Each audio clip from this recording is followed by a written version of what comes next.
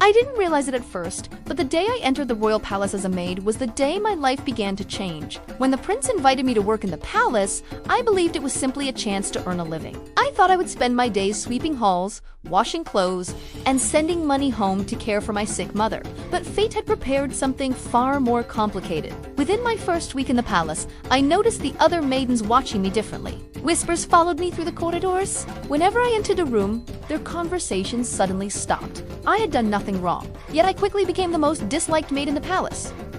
The reason was simple. The prince treated me differently.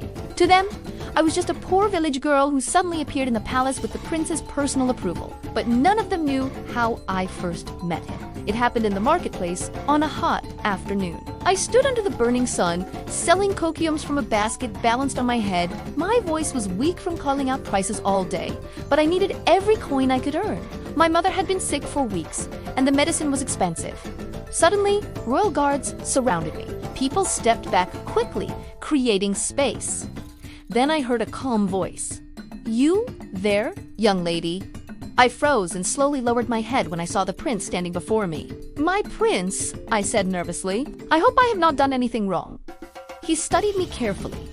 "You have," he said. Fear rushed through me. "Please, forgive me." "My prince, tell me what I did." "You offended me," he replied calmly, "because someone like you should not be standing under the sun selling coke." I blinked in confusion. "My mother is sick," I explained softly. "I must work." He paused, then asked quietly, "Where is your father?" Tears filled my eyes before I could answer. The prince noticed and his expression softened. "I see," he said gently. "You carry a heavy burden." Then he made an offer that changed everything. "Come and work in the palace," he said. "You will earn enough to care for your mother as a maid." I asked quickly.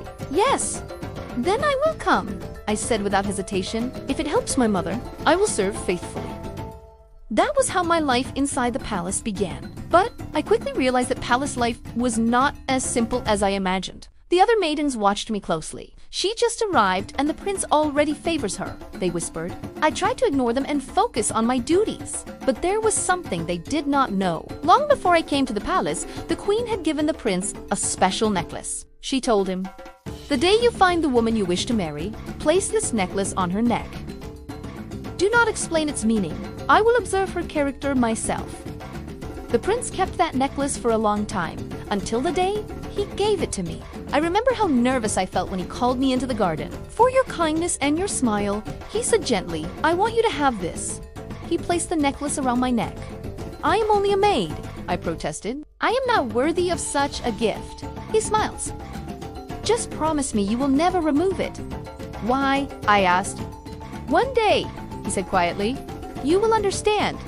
Unfortunately, someone else saw everything. One of the palace maidens had been secretly watching.